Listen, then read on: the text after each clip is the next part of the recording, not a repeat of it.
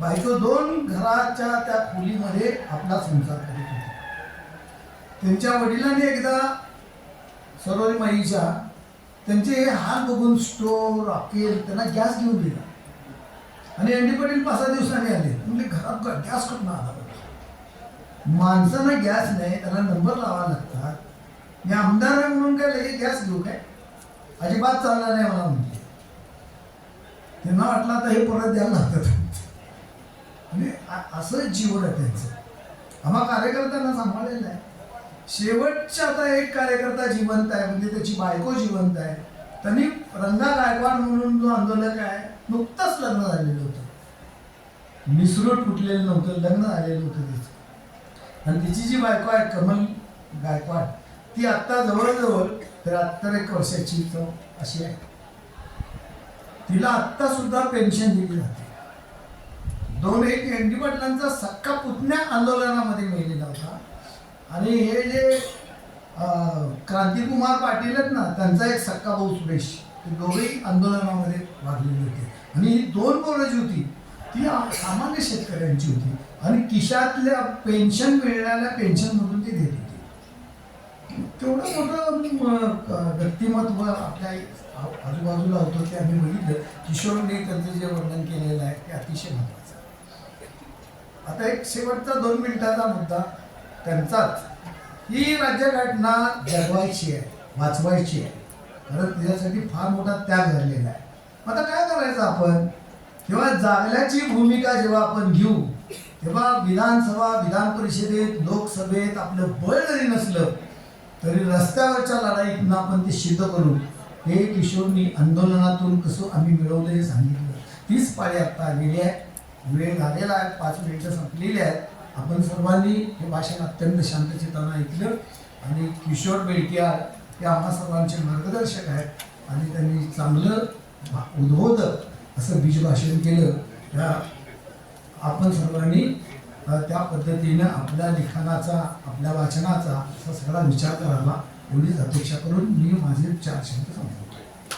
धन्यवाद पाटील सर. यानंतर आभार व्यक्त करण्यापूर्वी एक महत्त्वाची अनाउन्समेंट मी या ठिकाणी करत आहे. यापुढील जेवणानंतर आपल्या या अधिवेशनाचं शेड्यूल कसं राहील तर सत्र पहिले अधिवेशनातील विषय हे पहिलं सत्र A1 11 या ठिकाणी पार पडेल. या सत्रासाठी विषय तज्ञ आहे डॉक्टर अनिल कोकाटे सर आणि अध्यक्षस्थानी असणार आहेत प्रोफेसर डॉक्टर सुरेश शिकरे सर. तसेच सत्र दुसरे प्राचीन हे A to 14 या ठिकाणी पार पडेल आणि सदरच्या सत्राचे विषय तज्ञ आहेत डॉक्टर शिवाजी जाधव आणि अध्यक्ष आहेत प्राध्यापक डॉक्टर प्रमोद ओलेकर सर. यानंतर सत्र तिसरे मध्ययुगीन हे A to 17 या ठिकाणी पार पडेल. सदर सत्रासाठी विषय तज्ञ आहेत professor doctor Premchand Gaikwad sir आणि अध्यक्ष आहेत डॉक्टर उर्मिला क्षीरसागर मॅडम. सत्र चौथे आधुनिक हे A to 18 या ठिकाणी पार पडेल. सदर सत्रासाठी विषय तज्ञ आहेत डॉक्टर राजेंद्र सातपुते सर आणि अध्यक्षस्थानी आहे डॉक्टर धनाजी मासाळ सर.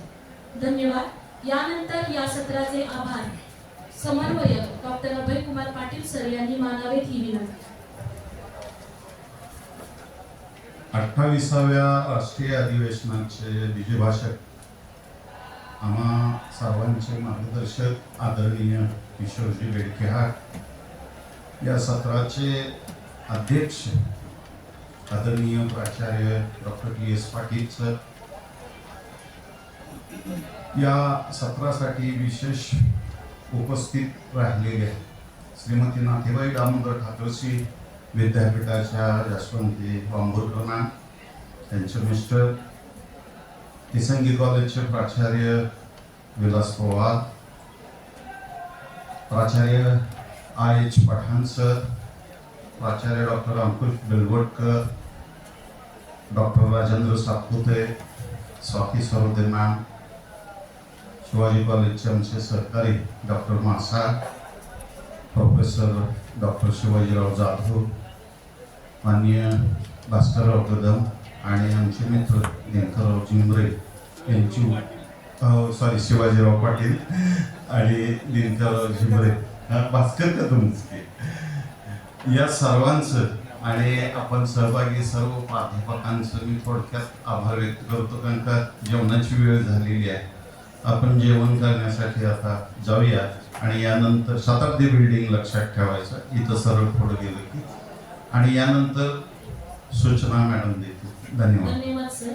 यानंतर सर्वांनी ठरलेल्या ठिकाणी सत्राची जे काही तुम्हाला शेड्यूल दिलेलं आहे त्यानुसार त्या ठिकाणी बरोबर 3 वाजता सर्वांनी उपस्थित राहायचं आहे.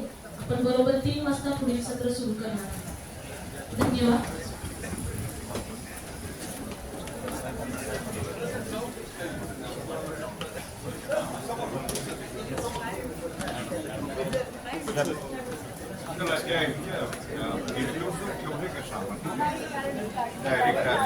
ठीक आहे मग जेवण